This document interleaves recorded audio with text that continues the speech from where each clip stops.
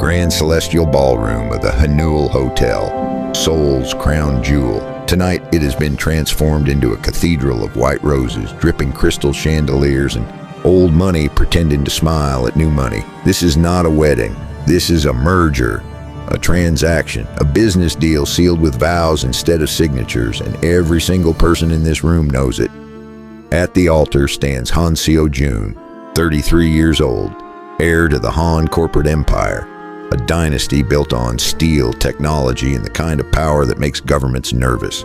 He is beautiful in the way a blade is beautiful. Sharp cheekbones, dark eyes that have forgotten how to feel, a jawline that could cut glass. His Armani tuxedo costs more than most people's cars. His watch is worth more than most people's homes, and none of it matters. Because Han Seo-Jun died 5 years ago, oh, his heart still beats, his lungs still fill. He still signs documents and destroys competitors and builds his empire higher and higher. But the man he was, the man who once knew how to laugh, how to love, how to feel the sun on his face and think this is enough, that man is buried in a grave with no headstone, alongside a woman and child who never got proper funerals because there were no bodies to bury. 1,827 days. That's how long it's been since I learned how to breathe without oxygen, how to walk without a pulse, how to exist in a body that forgot what warmth feels like. 1,827 days since my mother sat me down in her pristine office and said the words that carved me hollow. There was an accident. The American girl and the child didn't survive. It's better this way, Seo-Jun. Now you can focus on what matters. What matters? The empire, the legacy, the cold, endless machinery of power that demands everything and gives nothing back. The wedding march begins. Organ pipes fill the cathedral-like ballroom. The massive oak doors at the far end of the ballroom swing open, and there she is. Kang Jia, 29, the only daughter of the Kang Group. A pharmaceutical empire with fingers in every hospital, every clinic, every medicine cabinet in Asia. Her wedding dress cost $300,000, hand-sewn by Italian artisans. Encrusted with pearls harvested from the South Pacific, she is objectively beautiful. Porcelain skin, delicate features arranged in an expression of practiced demurity. But watch her eyes, watch how they scan the room, counting heads, calculating net worth, measuring her own ascension with every step down that aisle. This is not a woman walking toward love. This is a predator approaching her throne. Guests rise. Silk rustles. Hushed whispers of admiration fill the room. Stunning. Absolutely stunning. The Hong Kong merger. This changes everything. They'll control half of Seoul's economy. Look at him. He looks like he's attending a funeral, not a wedding. Can you blame him? Everyone knows about the American woman, the one who died. Shh. That's ancient history. We don't speak of it. Jia reaches the altar. Her father, Kang Dai-ho, a man with the face of a grandfather and the soul of a shark, places her hand in Seo-Jun's. Their fingers touch, nothing, no spark, no electricity, no racing pulse, just cold skin against cold skin. Business as usual. Take care of my daughter, boy, and remember this alliance benefits both our families. Don't do anything foolish. I never do, Chairman. The priest clears his throat, an elderly man with kind eyes who has no idea he's officiating a corporate acquisition, not a union of hearts. Dearly beloved, we are gathered here today in the presence of God and these witnesses to join Han Seo-Jun and Kang Jia in holy matrimony. Marriage is a sacred covenant, a bond not to be entered into lightly but reverently, deliberately, and in accordance with the purposes for which it was instituted by God. Seo-Jun's mind drifts, it always drifts, back to a tiny apartment in New York, back to a woman with skin like burnished copper and laughter that sounded like music, back to the swell of her belly beneath his hands and the dreams they'd whispered in the dark. We'll figure it out, Nia. My family will understand eventually, and if they don't, then we'll build our own empire. Just us. Just our baby. That's all the empire I need. Lies. All of it lies. Because he'd left to prepare his family, and by the time he'd fought through his mother's lawyers and ultimatums and threats, they were gone. Both of them gone. I should feel something, standing here about to bind myself to a woman I don't love. A woman I barely tolerate, but there's nothing left to feel. Nia took it all with her when she went. If any person can show just cause why these two may not be joined together, let them speak now or forever hold their peace. Silence, absolute suffocating silence. The priest smiles. A formality, that line. Nobody ever objects. Not at weddings like this, where the guest list has been vetted by security teams and social secretaries and the invisible machinery of wealth. 500 guests, every one of them handpicked. Every one of them with something to gain from this union. The silence stretches 1 second, 2 seconds, 3 seconds.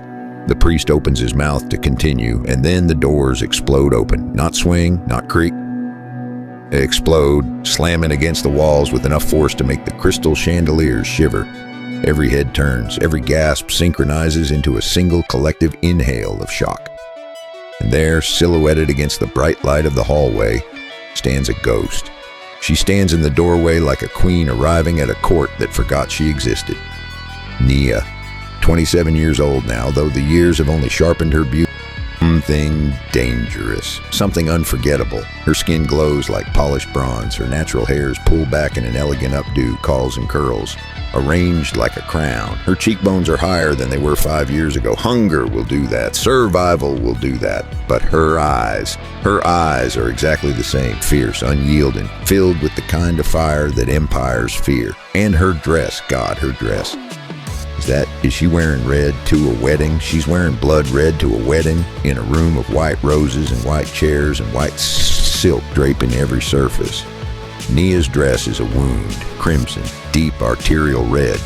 It clings to her curves like it was painted on, flowing into a train that pools behind her like spilled wine. She is not here to blend in. She's here to be seen. She is here to burn this entire charade to the ground. But it's not the dress that makes 500 guests forget how to breathe. It's not even Nia herself, risen from the dead like something out of a ghost story. It's the small hand clasped in hers. It's the child standing at her side. She's 5 years old. Her skin is a beautiful warm brown, lighter than her mother's, with golden undertones that catch the chandelier light. Her curly hair is pulled into 2 puffs on either side of her head, tied with small red ribbons to match her mother's dress. She wears a simple white dress with a red sash, white, red, like she's both part of this wedding and its undoing. But it's not her dress that matters. It's not her hair or her posture or the way her small hand grips her mother's fingers for safety. It's her face. It's her eyes. Those eyes, those are his eyes.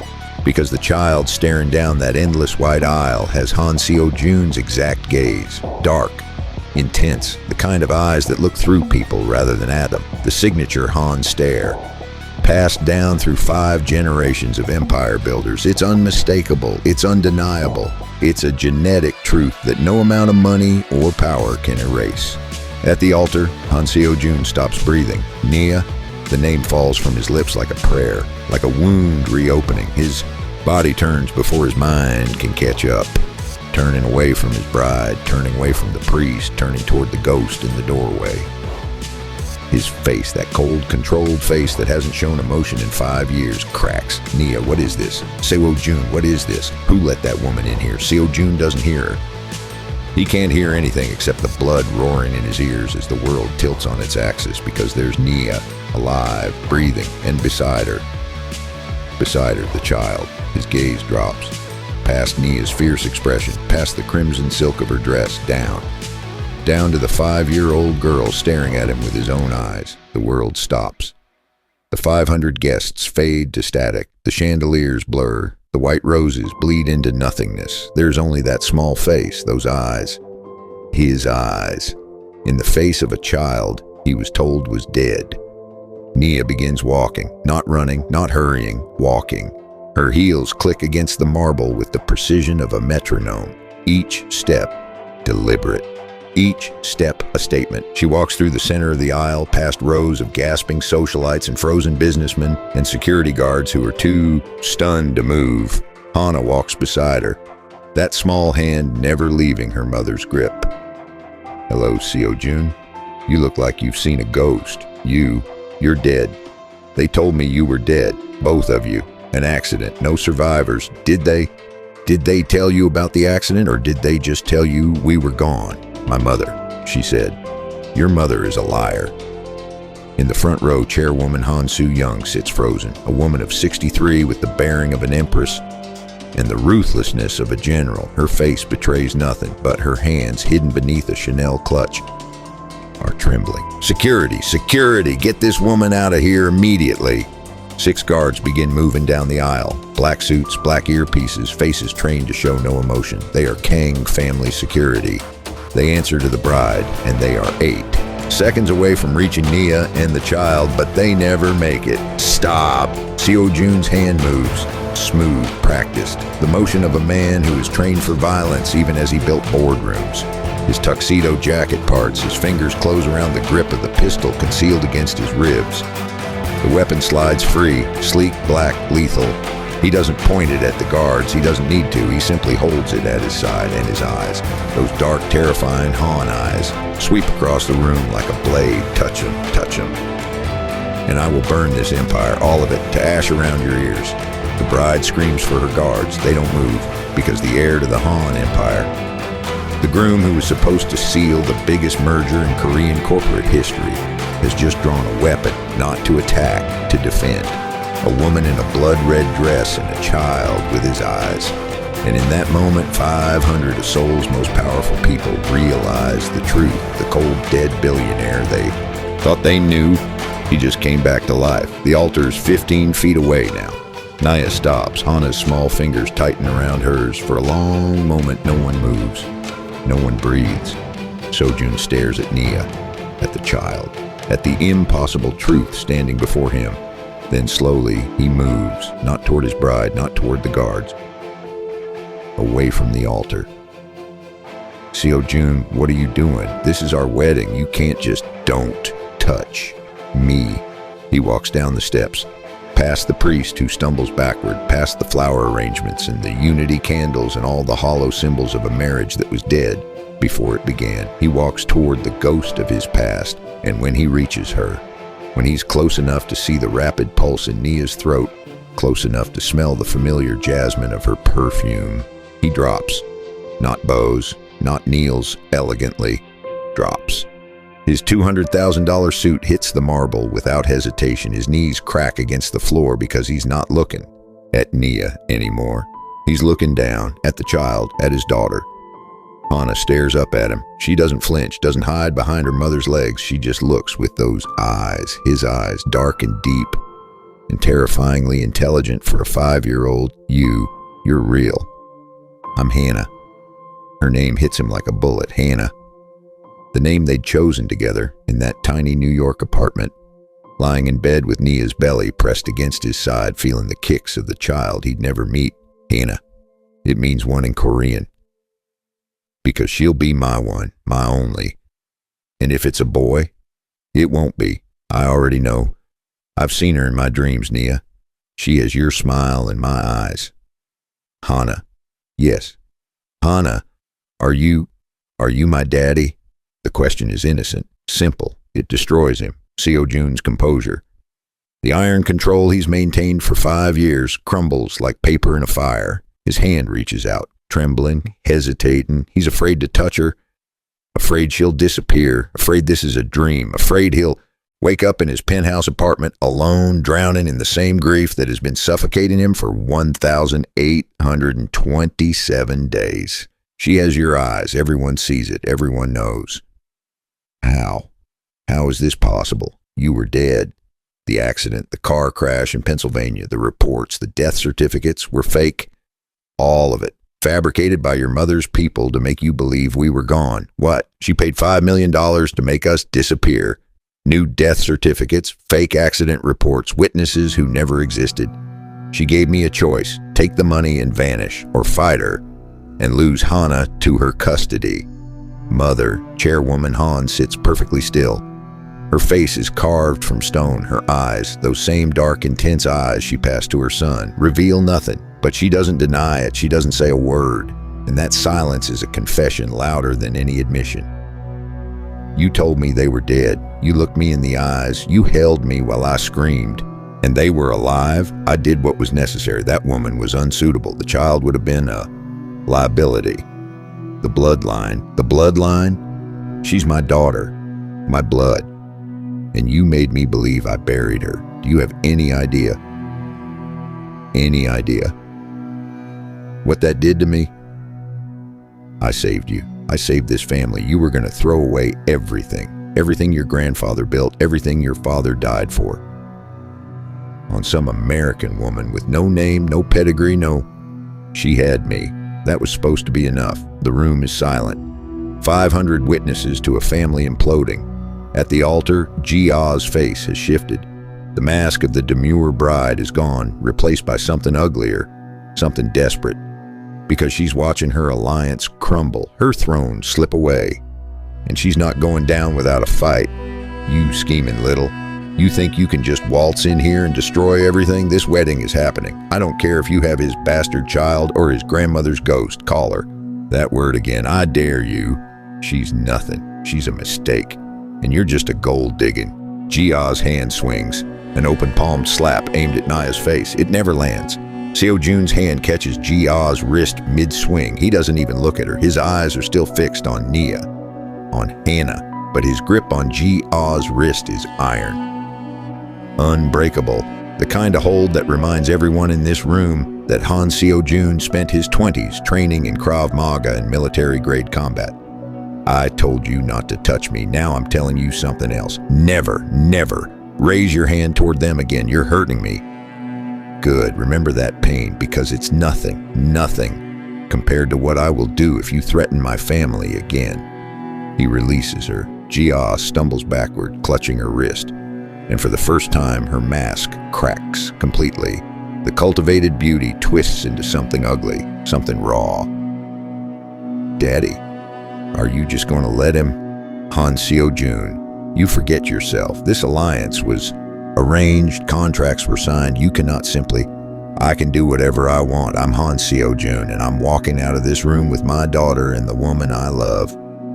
Try to stop me, please. Give me a reason. The Kang family guards are moving again, not toward Naya and Hana this time, toward the exits, blocking them. You think you can humiliate my family, reject my daughter in front of 500 witnesses? You're not leaving this room, boy. Not until we discuss reparations. Reparations, right. How much did you pay my mother to secure this wedding, Kang? How much to buy yourself a son-in-law with the Han name? That's none of your 50 million. I'm guessing 50 million minimum. Because that's what it would cost to convince her to hand me off like livestock. The room shifts. In the sea of guests, certain men begin rising from their seats. They move differently than the others. Smoother, more dangerous. Han family security, loyal not to the chairwoman, but to Seo-Jun himself. Captain Yu, sir, my car. Side entrance, 3 minutes, already moving, sir. And Captain, tell the team that the Kang security personnel are now hostile. Handle accordingly, understood. Rules of engagement, non-lethal. There's a child present, but if anyone points a weapon at my daughter, you have authorization. Copy that. The ballroom transforms. What was a wedding is now a battlefield. The Kang guards, 15 of them, armed and trained, form a wall between Seo-Jun and the exits. But rising from the crowd, moving with lethal precision, are Seo-Jun's own men. 10 of them, maybe 12. Guests begin screaming, fleeing, overturning chairs in their panic. What's happening? What's happening? Chaos erupts and Han Seo-Jun moves. Stay close. Keep Hana between us. Do exactly what I say. I didn't come here to hide behind you. I know. But humor me. I've been dying for 5 years. Let me feel alive for 5 minutes. The first Kang guard reaches for Nia. His fingers never touch her. Seo-Jun's hand closes around the man's wrist, twists, a sharp pop of bone. Seo-Jun doesn't stop, doesn't slow. His elbow drives into the next guard's solar plexus. His foot sweeps another's legs. His palm strikes a throat just hard enough to disable, not kill. He moves like water, like violence made elegant, because before he was a CEO, he was a soldier. Before he was an heir, he was a weapon. And now that weapon has something to protect. Behind you, a guard lunges from Seo-Jun's blind spot. Naya swings. The champagne bottle shatters across the guard's skull. He crumples. That's my girl. Don't get cute. We're not done. Mommy, I'm scared. I know, baby. I know. Close your eyes, cover your ears, and don't let go. The Han security team engages the Kang guards, black suits clashing against black suits. The beautiful white ballroom descends into chaos. Flower arrangements smashed, chairs splintered, champagne towers toppling like waterfalls of glass. Seo-Jun carves a path through it all. His body, shield, his hands a weapon, his eyes never leaving the side exit 40 feet away. Stop or you'll what? Path is clear, sir. 20 meters, cover R6, already on it. They run, through the chaos and the screaming and the crashing crystal. Nia's red dress flows behind her like a banner. Anna's face is buried in her mother's neck. Seo-Jun's hand never leaves the small of Nia's back. 20 meters, 15, 10, stop them, he's mine, that man is mine. A guard breaks through, charging toward them with a weapon raised. Seo-Jun pushes Nia behind him, ready to take the blow. The guard crumples, and standing behind him, holding the twisted remains of a wedding chair, is the last person anyone expected. Chairwoman Han Soo-young.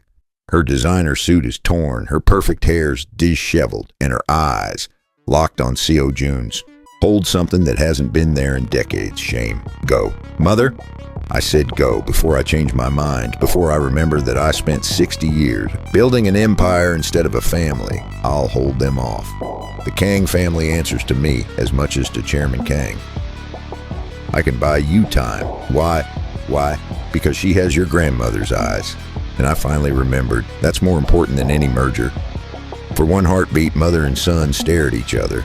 Lifetime of cold silences, missed moments, love expressed through inheritance instead of embrace. It's not forgiveness. It's not reconciliation. But it's a door cracking open. Don't die, mother. We have things to discuss. I don't die easily.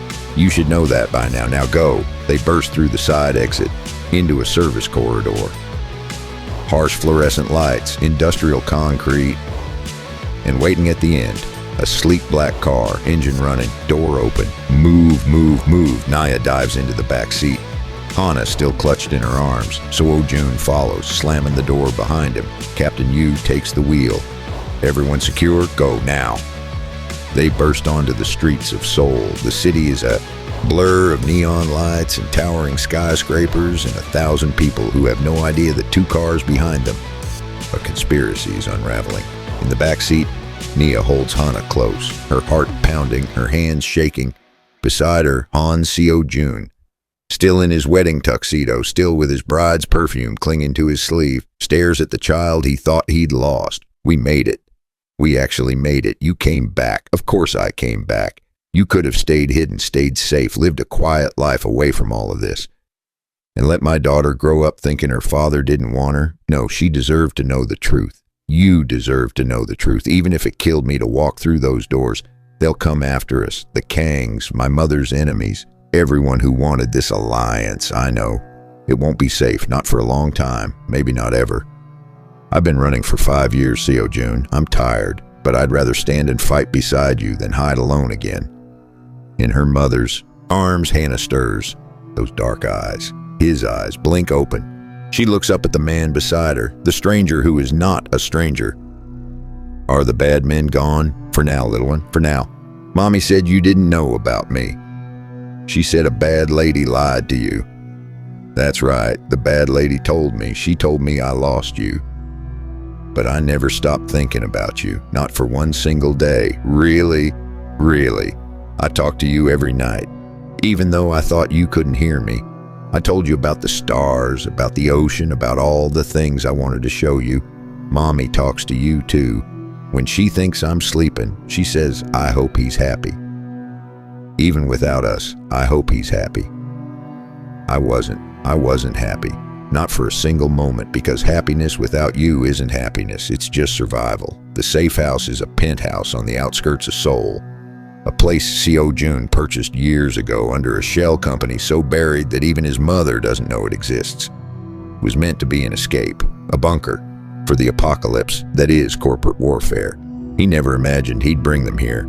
Never imagined they'd be alive to bring. They enter in silence. Hannah, exhausted from the night's chaos, rests her head against her mother's shoulder. Her small fist clutches a piece of Nia's red dress. Seo-Jun follows, still in his disheveled tuxedo. His boutonniere is crushed, his knuckles are split and bleeding. He doesn't feel the pain, he can't feel anything except the earthquake happening in his chest. There's a bedroom down the hall. I need to put her down, I'll show you. I remember the layout. You sent me photos before the world ended, before his mother destroyed everything, before. Nia disappears down the hallway with Hana in her arms. Seo-Jun stands alone in the living room. Floor-to-ceiling windows reveal Seoul's glittering skyline, a city that never sleeps, a city that belongs to him in many ways. But right now, he feels like a stranger in his own life. She's asleep. Asked if you'd still be here when she wakes up. What did you tell her? I told her I hoped so. Nia, don't apologize, not yet. I know it wasn't your fault, I've always known, but I need a minute. I need to stop shaking. She's trembling. Seo-Jun sees it now. Beneath the fierce exterior, beneath the warrior queen who walked into a wedding of 500 enemies without blinking. She's terrified. She's been terrified for 5 years. And she's finally safe.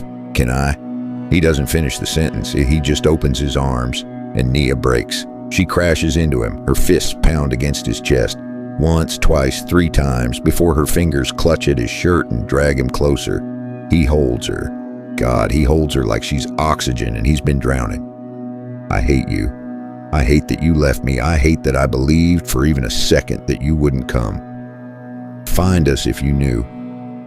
I would have burned the world down. I would have ended everything if I'd known, if I had any idea. I know.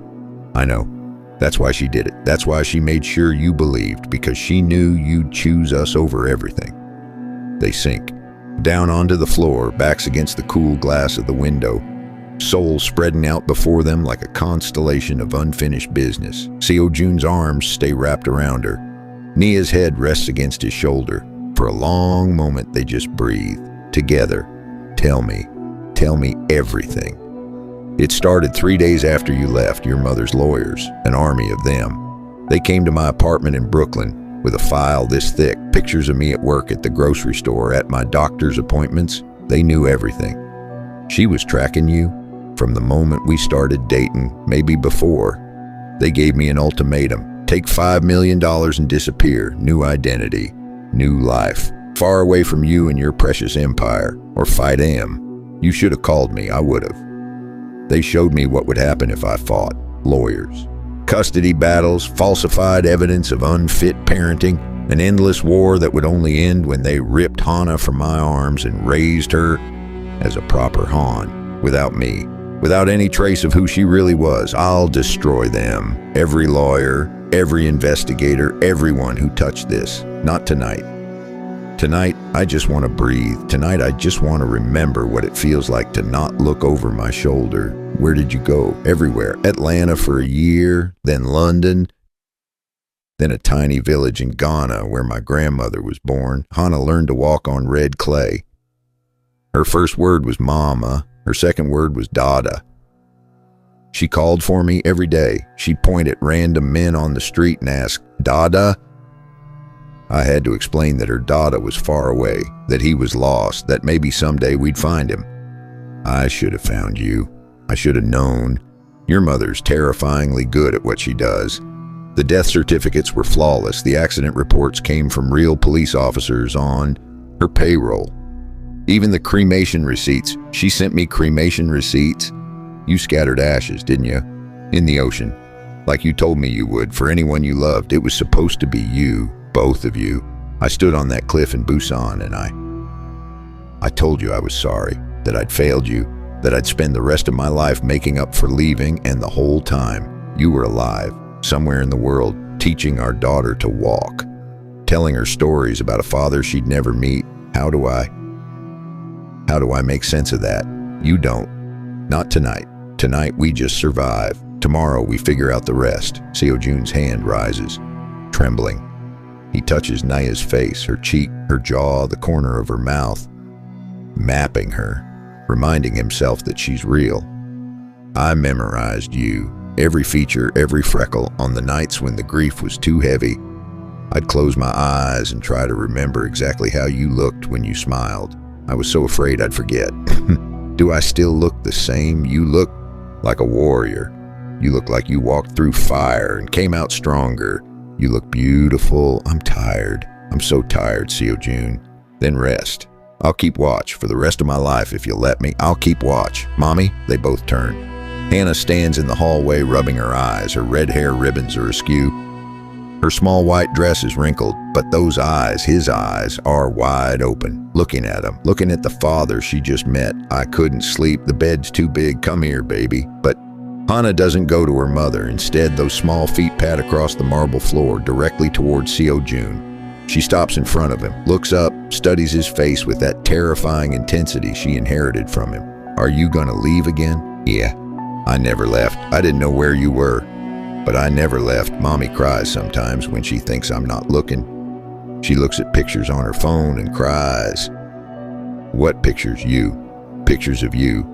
You kept pictures? How else was I supposed to show her who her father was? How else was I supposed to remember that there was still good in the world?" Seo-Jun's control shatters completely. The tears he's been fighting all night finally fall, and Hannah, 5 years old, impossibly brave, reaches up with her small hand. She touches his cheek, catches a tear on her fingertip. "Why are you sad?" "I'm not sad, little one. I'm happy. This is what happy tears look like." "Oh, Mommy has those too sometimes, does she? When she shows me your pictures, she says, 'He would have loved you so much, Hannah. He would have given you the world. I would have. I will. Everything, anything.